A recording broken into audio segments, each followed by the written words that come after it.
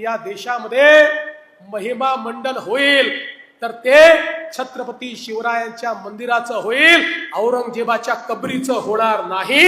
हे देखील या निमित्ताने लक्षात घेतलं पाहिजे।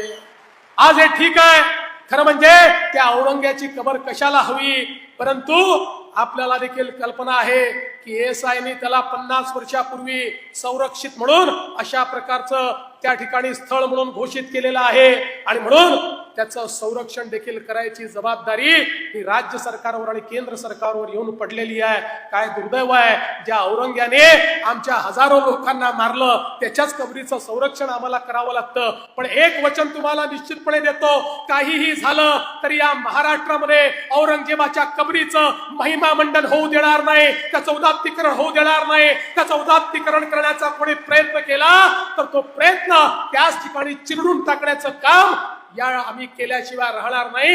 हे वचन छत्रपती शिवरायांच्या या मंदिराच्या समोर आपल्या सर्वांना मी देतो।